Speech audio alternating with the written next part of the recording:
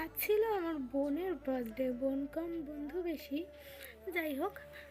তো দুপুরবেলায় সেলিব্রেট হয়েছে বাড়ির কয়েকজন মানুষদেরকে নিয়ে ছোট করে। তো আমি আর মা বেরিয়ে পড়েছিলাম, ভাই পরে এসেছে।